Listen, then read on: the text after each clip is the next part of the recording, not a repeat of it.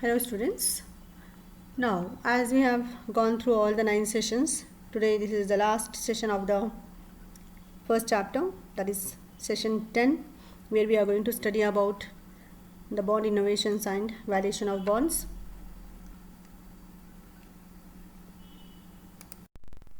Bond innovations and their valuation. Bond innovation and their valuation. So this is the last concept. Here we have certain problems. So let us discuss about the bond innovations, the different bond innovations which are being made by different organizations and how they are being valued. So the next slide goes for. So here we have the recap of the previous class. In the previous class we have discussed about the valuation of fixed income securities. So we have two types of securities, that is redeemable and irredeemable. So we have discussed about this in the last session. Learning objectives of the chapter. This chapter aims to provide an understanding of the investment settings, alternate investment opportunities available, concept and measurement of risk and return, valuation of fixed income securities and bond innovations. So here we are at the last point, last concept of this particular chapter.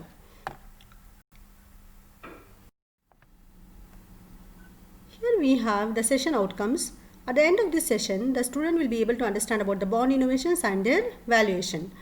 So here I will be just explaining you about the different bonds which are being innovated by different organizations and how they are being valued using a formula. So students, bond innovations and their valuation. First of all, what is a bond? As we have discussed, a bond is a fixed income instrument that represents a loan made by an investor to a borrower. Means it represents a fixed income instrument which is issued to an investor by an organization, specifying or denoting that some loan is taken from the investor by the organization. These bonds are used by companies, municipalities, state governments, central government, and these owners of bonds are debt holders, or they are also called as creditors for the issuer of the bond. What is innovation? Innovation, it is nothing but something new, or it is a practice of developing or introducing something new. Okay, so here it is nothing but introducing or developing a new bond. That is what we call it as bond innovation. So this bond innovation is a continuous process. Companies keep on innovating and using different types of bonds over a period of time, and of course they have a different features, and each company has their choice to innovate different bonds and use it as per their choice. So let us just go for the types of bond innovations what have been taken place over a period of time. The first one is zero coupon bonds. What is a zero coupon bond? A zero coupon bond, as the name itself implies, it has no coupon rate, means it has no fixed rate, and these bonds are issued at a substantial discount from the par value, means it will be issued at a price which is less than the face value. For example, if the bond is costing rupees 1 lakh, it will be issued at some discount, maybe 10% or 14% or 18%, it depends on the issuer of the bond. Though they don't pay any fixed rate of interest during the holding period, but the return will be in the form of capital appreciation.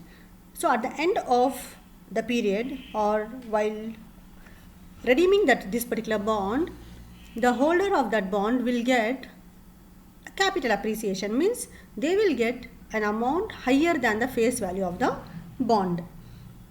So why companies prefer this zero coupon bonds? Because when the company does not have regular cash flows, when they don't have regular cash flows, they go for preferring zero coupon bonds, because they cannot pay fixed rate of interest at the end of particular period. That is what they cannot satisfy the conditions for coupon bonds, so they go for zero coupon bond, wherein they can pay the entire amount at the end of the maturity period or at the time when they are going to be redeemed. Second one is floating rate bond. Here the name itself tells floating rate. What is floating rate? Which is not fixed. It keeps on changing. So companies can issue this kind of bonds, and the interest rate of such bonds are generally tied to the treasury bonds, that is the government bonds which are being issued, or some other market rates, say for example bank rate. So what happens, whenever that changes, the rate of the bond also will be keeping on changing. So in this, what happens when the environment is not very cool and when it is not having a volatile interest rate environment, companies now can go for committing, they cannot go for committing long term debt, so they go for a floating rate bond wherein the rate of interest can vary as per the situations, and investor at the time of investing will accept this, and then only he will go for purchasing the floating rate bonds. In simple words, floating rate bonds have variable interest rates. They don't have a fixed rate of interest. This is another innovation in the field of bonds. The next category in bond innovation is junk bonds. A junk bond is a debt that has been given a low credit rating by rating agencies and that is below investment grade. As a result of this, these bonds are riskier because there are more chances of default by a issuer of the bond, and this type of bonds provide relatively higher return, but at the same time they carry more risk. Higher return, higher risk. They are called as junk bonds, and these are generally issued through private placements, and as I told, junk bonds will be having a very low grade or credit rating through the rating agency. So whoever is the investor, they have to be experts in investing and they have to be very careful while investing. Or new investors or small investors cannot go for investing in this because there is more risk. Okay students, hope you have understood what is zero coupon bond. Here we don't have a fixed rate of interest. Floating rate bonds, in this we have variable rate of interest. Here the bond has very less rating and there is more risk. The higher interest may be higher, but the risk equally you have more risk. So by investing in this, the investor has to be very careful. Okay students, hope you have understood all these three types.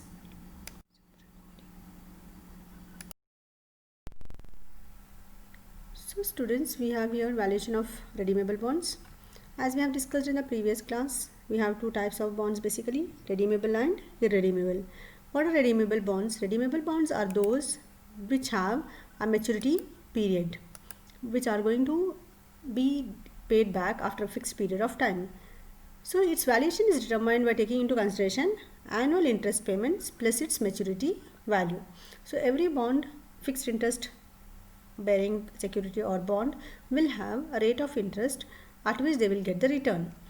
So here that will be taken into consideration. This valuation does not apply for zero coupon bonds or the floating bonds or the junk bonds which we discussed in the previous slide. Okay students, so here we have a formula. Vd equals R1 divided by 1 plus Kd to the power of 1. That's for the first year.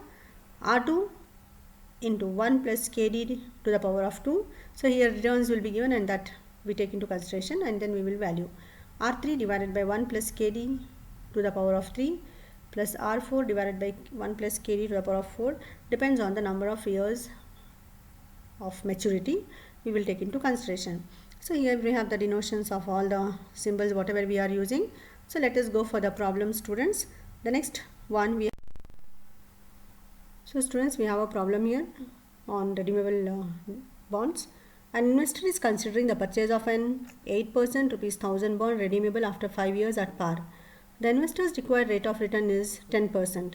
What should he be willing to pay now to purchase the bond? So here an investor is going to purchase a 1000 rupees bond carrying an interest rate of 8%, right? Which will be redeemed after a period of 5 years at par, that is at the face value. It will not have any premium or any discount. The investor's required rate of return is how much? 10%. What he expects is 10%, but what the bondholder is giving is 8%. What should he be willing to pay now to purchase the bond? What he is willing to pay right now to purchase the bond means this is the bond valuation, what we are going to do. So VD is equal to, we have the formula R1 by 1 plus KD to the power of 1, R2 by KD to the power of 2, R3 divided by 1 plus KD to the power of 3, R4 divided by 1 plus KD to the power of 4, plus R5 divided by 1 plus KD to the power of 5. So here the return what we are going to get is 8%. 8% on how much? 1000. 1000 into 8 by 100 is 80. This 80 is for all the years. That is for 5 years. At the end of 5th year, he is going to get how much? Face value. That is nothing but at par value. That is 1000 rupees. So that is what we have taken here. 80 for all the 5 years plus 1000 rupees at the end of the maturity period. That is what he has paid in the beginning. So now this required rate of return is 10%, that is 10 by 100. 10 by 100 is equal to 0.10. So we have 1 plus 0.10 is equal to 1.10. Here also 1 plus 0.10 is equal to 1.10. So here 1.10 to the power of 1, this is the number of years. So here first year, second year, third year, fourth year, fifth year, and again 5th year, because at the end of 5th year you are getting 80 rupees, 80 also, again 1000 also. That is the par value what you are going to get at the time of redemption. So here 80 will remain same and 1000 also will remain same. This we are going to simplify. 1.1 to the power of 1 is 1.1 only. 1.1 to the power of 2 is 1.1 into 1.1, we will get 1.21. 1.1 to the power of 3 is 1.1 into 1.1 into 1.1. 1.10 to the power of 4 is 1.1, 1.1 into 1.1 into 1.1, 4 times we are going to multiply. Here we are going to multiply it for the 5 times, here also 5 times. So the denominator will be these values whatever we have obtained. Okay students, then you have get the simplification value. 80 divided by 1.1 is 72.72, 80 by 1.21 is 60.11, 80 divided by 1.331 is 60.10, 80 divided by 1.4641 is 54.64, 80 divided by 1.61051 is 49.67, 1000 divided by 1.61051 is 620.9. When you add all these values, it is 924.16. So now the investor will be willing to purchase the bond at the rate of 924.16. Right students? So we will go for the next. So students, we have the second question. An investor is considering the purchase of an 12% rupees 1000 bond redeemable after 5 years at par. The investor's required rate of return is 14%. What should he be willing to pay now to purchase the bond? This is a very similar problem with the previous one. The purchasing value is same. It will be redeemed after 5 years. That is also same. It will be redeemed at par. That is the face value. That is also same. But the rate of return is 12% here and expected rate is 14%. These two values will change and 5 years will remain constant. So students, here we have the formula, same formula, and all denotions are same, but here 1000 rupees, the return will be 12%, that is 1000 into 12 by 100 is equal to 120. So all the 5 years we are getting 120, 120, 120. At the end of the 5th year, you will be getting how much back? You will be getting 1000 rupees back. That is the value what we are going to take here at the end. Okay students, so that is what we have done in the last previous problem. Same way we have to follow here also. And the expected rate is 14%, there it was 10%. So 14 divided by 100 is 0.14. So 1 plus 0.14 is equal to 1.14. Here also 1 plus 0.14 is equal to 1.14. And power of these is the number of years whatever we have. So here we have first, second, third, fourth, fifth, and again here also 5th year. 5 years we have. And when we simplify this value, we will get the returns like this. 120 divided by 1.925 plus 1000 divided by 1.925. And when we add all the values together, we will get 931.38. So this is the purchasing amount what the bondholder is ready to pay. He will be willing to pay. What he pays is secondary, but this is the valuation of bonds what we do using the formula. So here I have a question for you. That is, find out the present value of its maturity after 4 years and yield of rupees 80 every year with a maturity value of rupees 120, and if the capitalization rate is 8%. Okay students, So you just work out this problem, you will understand it better, right? So students, now we have valuation of irredeemable bonds. Irredeemable bonds are those which does not have a maturity period and it will not be redeemed. It will be redeemed only when the company goes for, if it wishes to redeem, or when the company goes for liquidation. So here we have a very simple formula. VD is equal to R divided by KD. VD is value of bond or debt. R is nothing but the annual interest what we are going to get. KD is the required rate of return. That is what the investor is expecting. Let us. So students, here we have a question. Mr. Akash has a perpetual bond of the face value of rupees 1000. He receives an interest of rupees 60 annually. What would be its value if the required rate of return is 10%? So here we have VD is equal to R divided by KD. As we know, R is the rate of return they are getting every year. KD is nothing but the expected rate of return. R is how much? 60. How much is KD? We have 10%, that is 10 by 100. So we have 0.10 and the total comes to 600. The next question here is, what is the irredeemable debenture which has rupees 50 as the interest for an infinite period with the discount rate at 10%? So here we have the rate of return, the rate return what they are going to get annually is 50 rupees and the expected rate of return is 10%, that is 10 by 100, that is 0.10. So 50 by 0.10 is 500. These are very simple problems. They will give you the annual return and they will also give you the expected return. Divide the annual return by expected return, you will get the answer, and this is the answer what we have got. Mr. Sunil has a perpetual bond of the face value of rupees 1000. He receives an interest of 90 annually. What would be its value if the required rate of return is 15%? Annually how much he is receiving? 90. What is the required rate of return? 15. 15 by 100 is equal to 0.15. So the answer will be 90 by 0.15. The next question is, Mr. Arun has a perpetual bond of the face value of rupees 1000. He receives an interest of rupees 60 annually.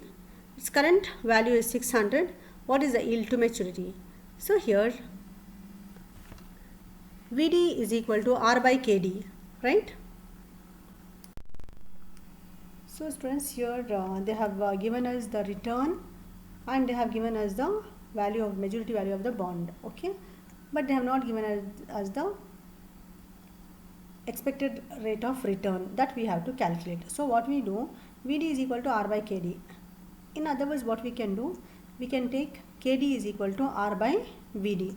So here this value will be shifted to the right hand side and it will become a new denominator. So is equal to 60 is the annual return what we are getting. So this is the maturity value we have, that is 600.